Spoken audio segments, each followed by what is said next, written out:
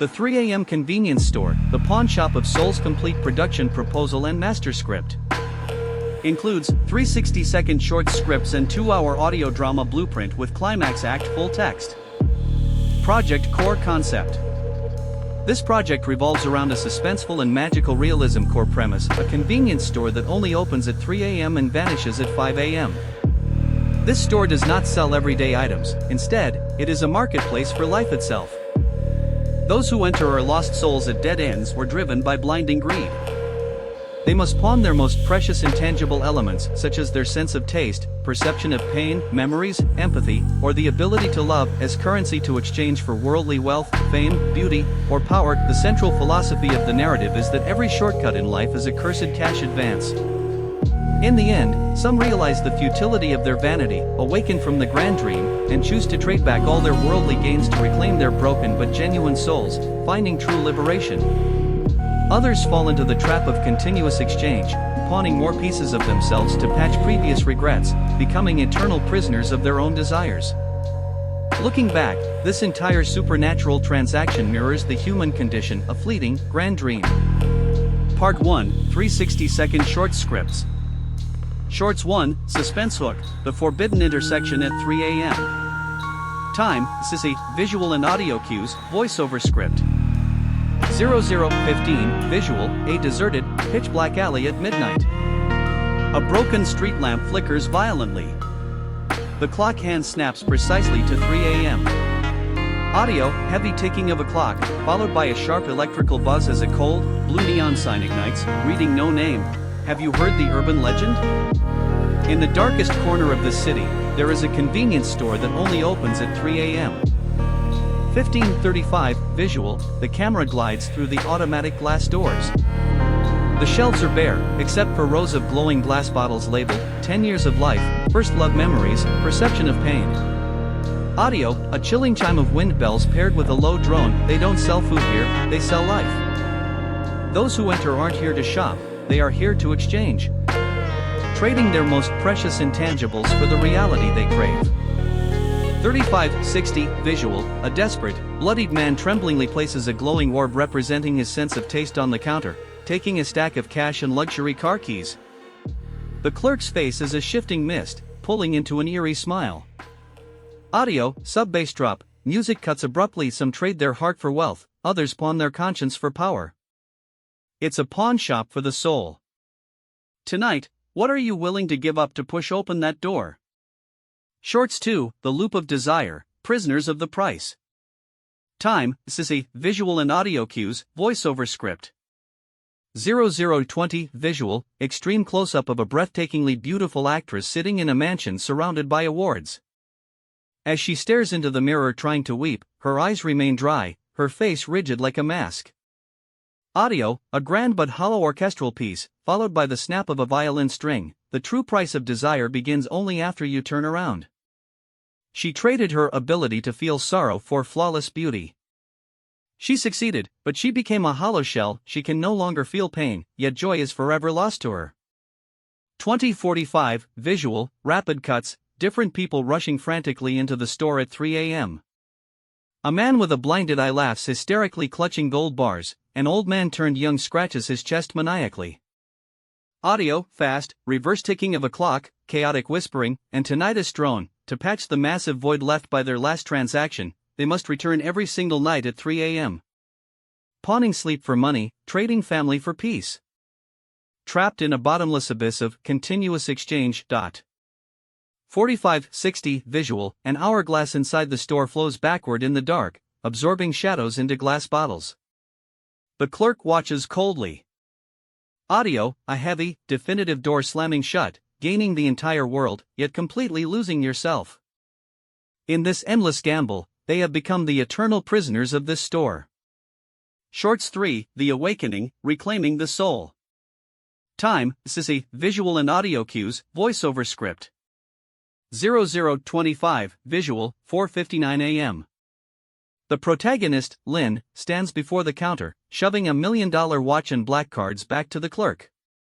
Exactly at 5 a.m., dawn breaks, the neon dies, and the reality shatters like glass.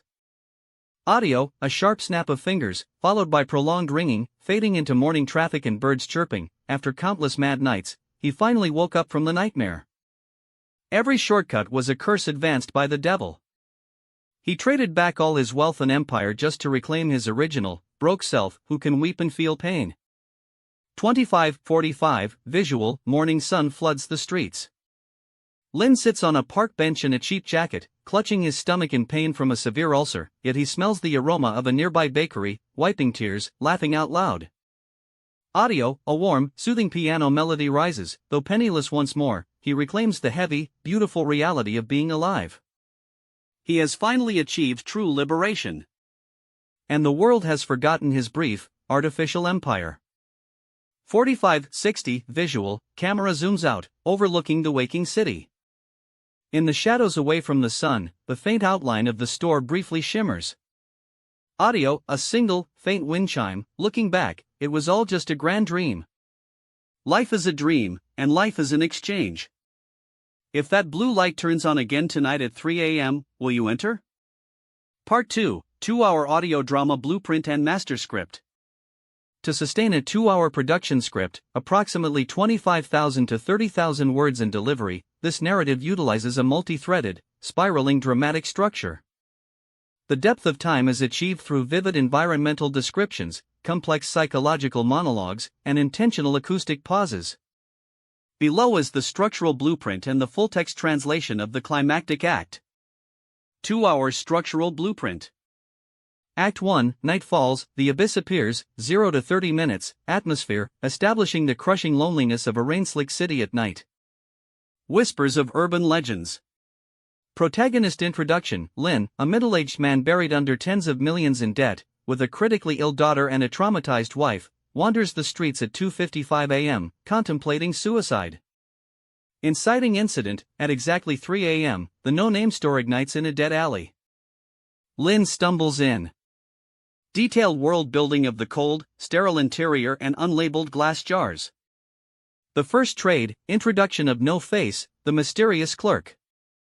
Lin pawns his sense of taste and ability to sleep to secure $5 million in cash and his daughter's miraculous recovery. Act 2, the chain reaction of desire and pawn loops, 30 to 85 minutes, the illusion of success. Lin's business skyrockets, yet he begins to suffer the horrific psychological toll of losing taste and sleep. Every luxury feast tastes like ash, and nights are endless voids of staring into darkness. Parallel thread A, the falling star Lina, a famous actress, is introduced. She previously pawned her capacity to feel love and sorrow for eternal youth and stardom. Living like a mechanical doll, she frantically frequents the store to perform continuous exchanges to fill her inner emptiness. Parallel thread B, the heartless titan Gao Yuan, an ambitious politician, is introduced. He began by pawning his conscience, followed by empathy and fear.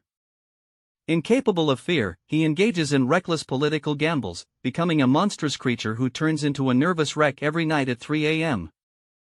The breaking point. To escape the madness of insomnia, Lin returns in his second winter, pawning 10 years of his lifespan for a brief, artificial peace. He realizes he is addicted to the shop. Act 3, Awakening and Ultimate Liberation, 85 to 120 minutes, the Grand Convergence, a torrential downpour at 3 a.m. Lin, Lina, and Gao Yuan gather in the store simultaneously for a final, tragic reckoning.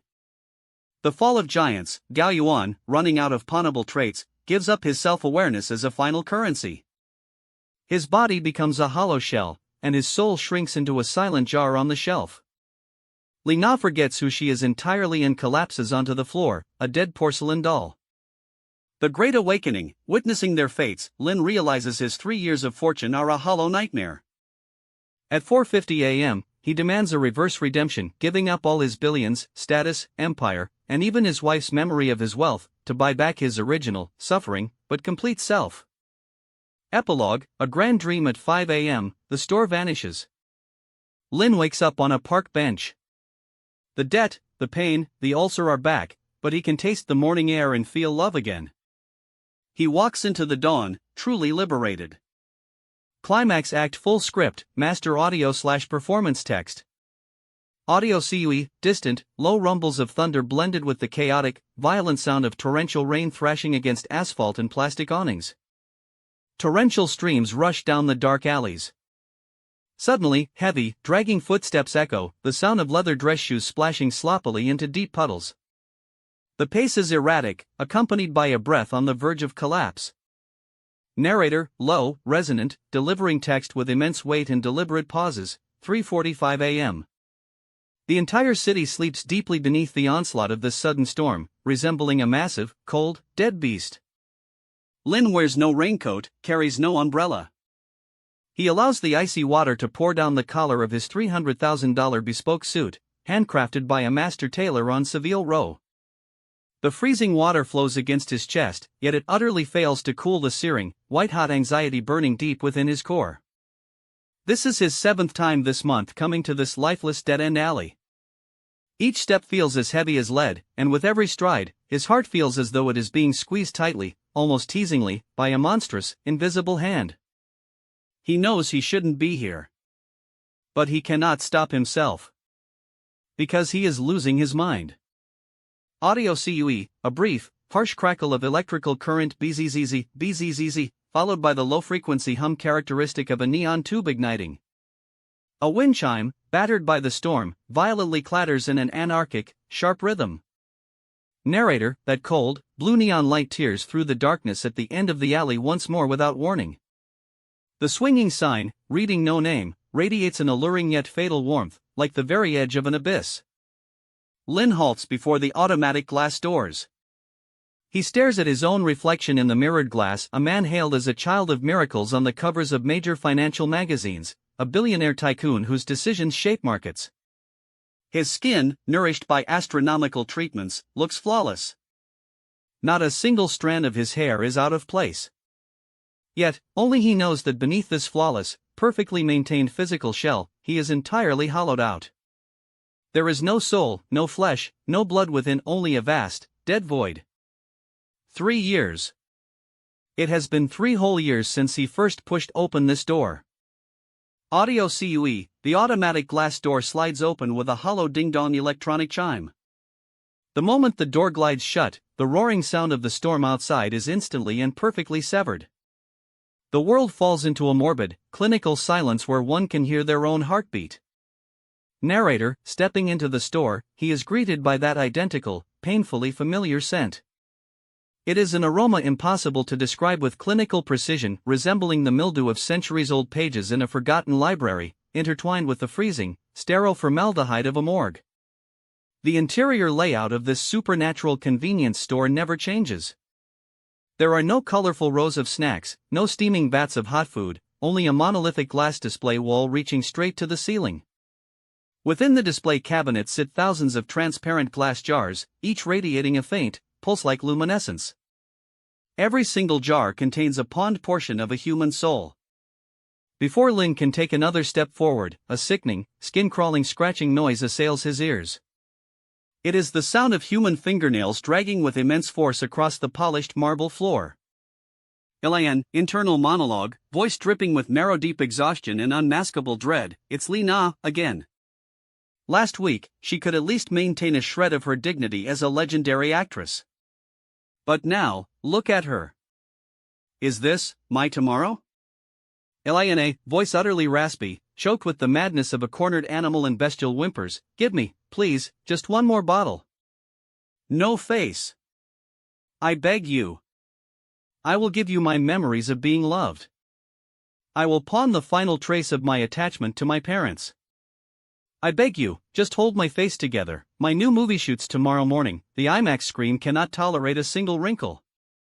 My face cannot collapse. I cannot age. I cannot lose the screaming crowds. Give it to me, give it to me now. Narrator, the icon who once dominated billboards across the nation, whose single smile could drive millions into hysteria, is now sprawled on the cold marble floor like a heap of discarded rags. She slams her forehead frantically against the tiles before the counter, producing dull, heavy thuds. Her face remains absolutely flawless, porcelain white, tight, resembling the finest marble sculpture of Venus in the Louvre, beautiful enough to stop one's breath. Yet, as Lin looks at that face, a violent shiver runs straight up his spine. Because that face is devoid of a single trace of human core emotion. Her eyes are dead, hollow like two bottomless black sockets. To secure this face of eternal youth, she has pawned her sleep, her taste, her perception of physical pain over the past 3 years, until finally, she began pawning her memories. The woman standing before him possesses nothing but this spectacular skin, her mind is a barren wasteland.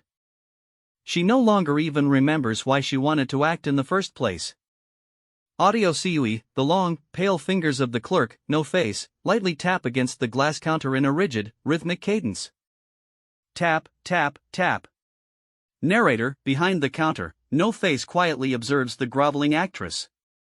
Upon his face composed entirely of shifting white mist, making it impossible to discern any permanent features, there seems to flicker a trace of faint amusement, or perhaps only the supreme, absolute indifference of a cosmic entity.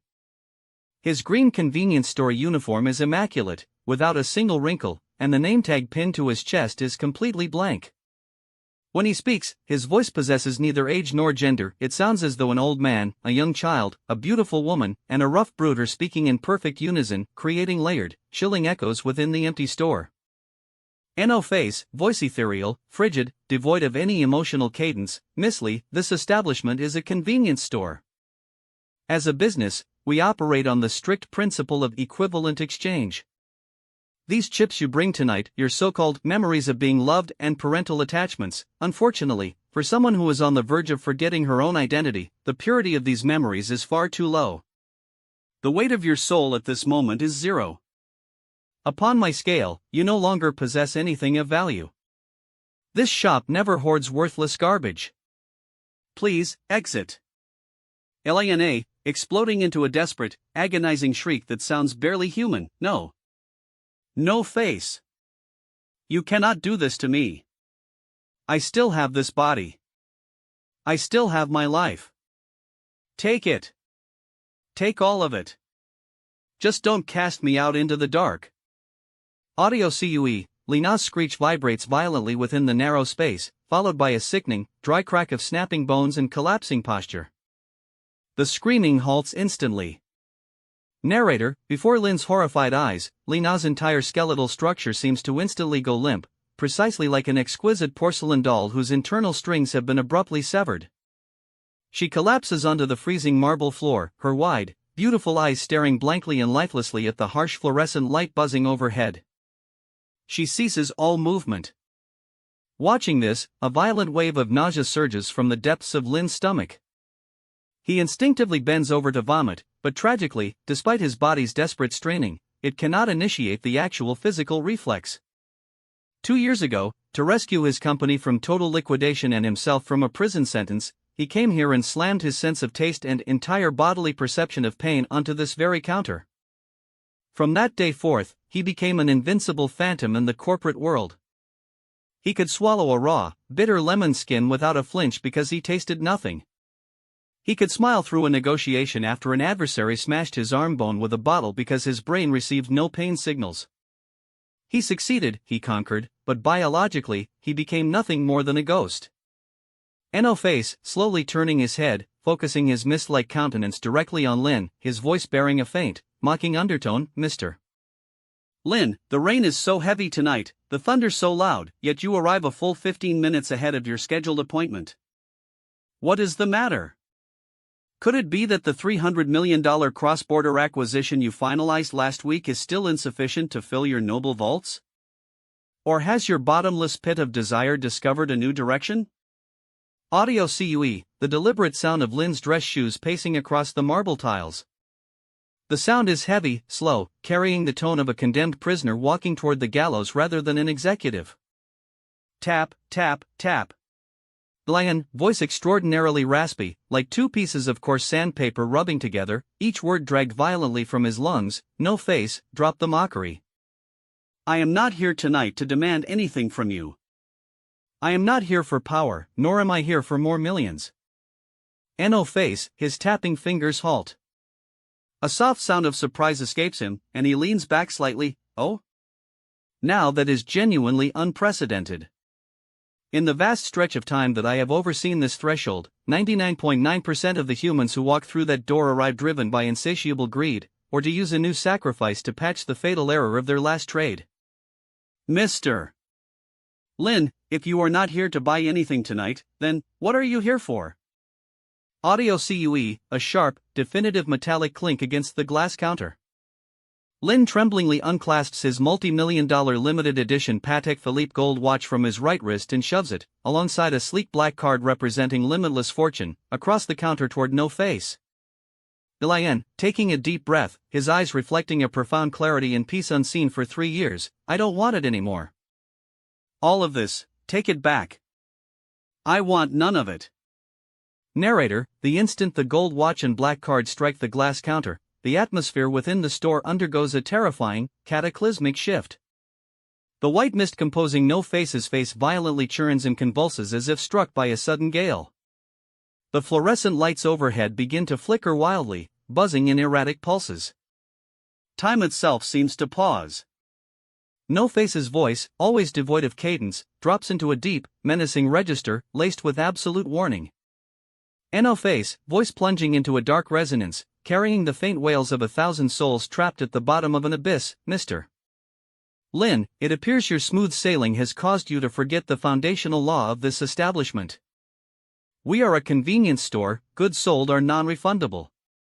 Unless you have lost your mind tonight and intend to execute a reverse redemption, a phenomenon this shop hasn't seen in a century. But as a shrewd businessman, do you not know the catastrophic price such a redemption demands? Lynn, a bitter yet profoundly liberated smile cutting across his face, of course I know. You carved the rules into my mind on day one. A reverse redemption means I must return every single cent of wealth, every ounce of supernatural luck, every shred of elevated social status, and every powerful connection I obtained from this shop over the past 3 years. Nothing kept, nothing spared.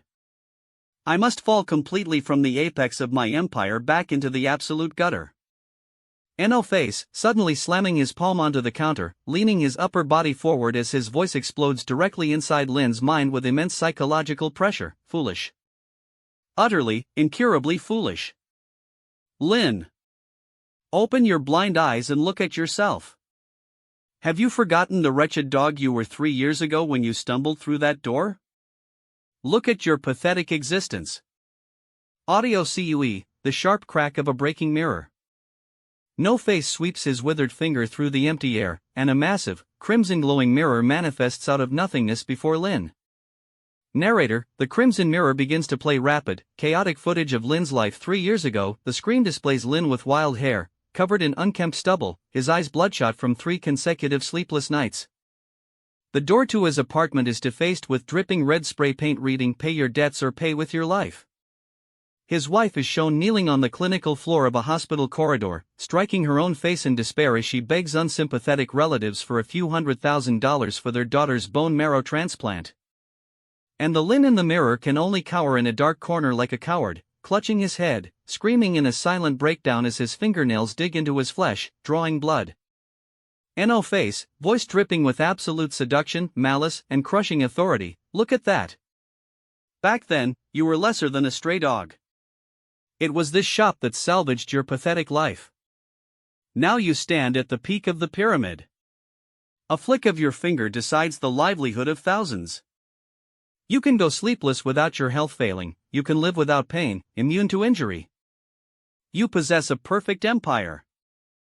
All you need to do tonight is surrender your empathy, or surrender your anticipation for the future, trivial chips, and you can maintain this magnificent, enviable existence forever.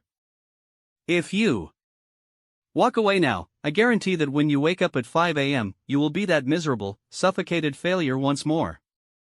Your daughter will fall ill, your wife will weep, and you will taste that heartache that makes you want to die. Do you truly possess the courage to face that agony again? Audio CUE, a profound, crushing silence lasting 10 seconds.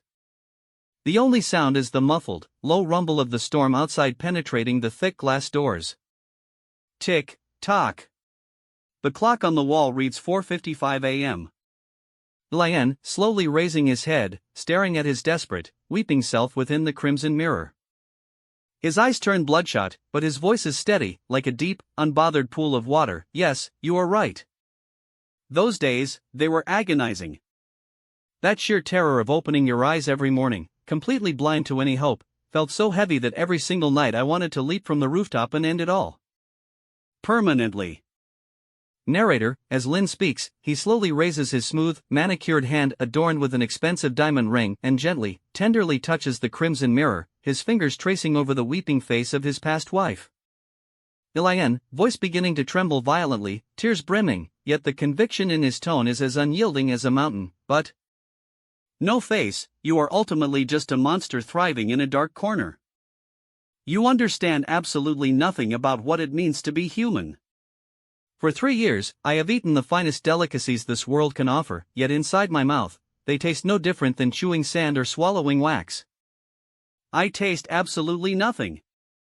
I sit in multi-million-dollar supercars watching brilliant fireworks, yet my heart is an immovable, frozen rock. I cannot catch a single second of joy or inspiration. I return home, I embrace my wife, I hold my recovered daughter, I watch them smile at me, yet I feel absolutely no warmth from their bodies. I don't feel pain anymore, but I finally understand, if a human being loses their perception of pain, they lose the very anchor of being alive. I am living, yet I am more numb than a corpse rotting in a tomb. Narrator, Lynn snaps around, his eyes burning with a brilliant intensity, staring directly into the churning white mist behind the counter. The suppressed emotions of 3 years erupt from his soul like a volcano. Lynn, gritting his teeth, roaring with the absolute last shred of his soul's strength, I am thoroughly sick of this manufactured perfection. I am done being a mechanical doll wound up by greed. Tonight, I am walking out of here. I am reclaiming my taste, I am reclaiming my sleep, I am reclaiming my broken, stressful life where I must lose sleep over a few $100s but can be made completely whole by the soft voice of my daughter calling me daddy. No face. Give me back my human suffering, give it back to me completely. Audio CUE, a terrifying thunderclap violently explodes in the night sky directly overhead, as if to tear the roof off the establishment. Inside, thousands of glass jars begin to vibrate at an extreme frequency, producing a deafening, metallic clatter. Narrator, no face stares at Lynn. Time feels as though it stands still for an eternity. Gradually, the dense white mist shrouding his face begins to disperse, revealing a massive, ancient, and faintly smiling countenance within the shifting light. He looks down at the glittering gold watch and the black card on the counter, then reaches out with a withered finger, sliding them into his uniform pocket. When he speaks again, the mocking tone is gone, replaced by an ancient sigh. No face, voice vast and distant, as if echoing from an ancient dream, life is a dream, and life is an exchange. In this river of desire, some remain blind until their souls dry out completely, others halt at the precipice, awakening entirely from the nightmare. Mr. Lynn, I must admit you are an atrocious businessman, for you have just conducted the most unprofitable transaction under heaven. But, congratulations. You are the only soul in a decade to walk out of this door completely intact. Narrator, No Face slowly raises his right hand and snaps his fingers sharply in the empty air before Lynn. Audio CUE, a sharp, definitive snap. Instantly, a deafening, high-pitched tinnitus roar fills both ears. All light, sound, and air within the store are violently vacuumed away by an invisible force. Absolute, crushing silence. Narrator, exactly 5 a.m. The first beam of morning light finally pierces the thick storm clouds, painting the concrete structures of the city in gold. The convenience store shimmers with a weak electrical fizz, and like a pencil drawing violently erased from a canvas, it vanishes out of existence at the end of the alley. Along with it go the rows of glowing jars and the lifeless body of Lina, who had completely spent her soul. The alley is left completely empty, containing nothing but pooling rainwater and stray trash. It is as though everything was nothing more than a fleeting, bizarre nightmare. Audio CUE, the soft rustling of a morning breeze through tree leaves. In the distance, the heavy brakes of the first morning bus screech, accompanied by the crisp chirping of sparrows on utility poles. Lynn, his body convulsing violently, gasping for air as if falling from a great height, his eyes snapping wide open, H. Ha! Narrator, a sharp, freezing morning wind rushes down Lynn's collar, causing his entire frame to shudder violently. Shaking, he looks down at his own clothes. Where is the $300,000 suit? He wears only a faded, frayed, cheap windbreaker smelling faintly of damp storage. He is sitting entirely alone on a dust-covered wooden bench at the street corner. His right hand is clutching a crumpled hospital bill soaked in cold sweat. He unfolds it with trembling fingers.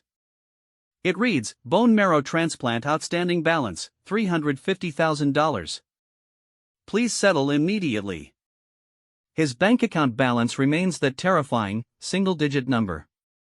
Audio CUE, the harsh, metallic screech of a rolling iron shutter being pulled open. Next door, a traditional breakfast shop turns on its lights.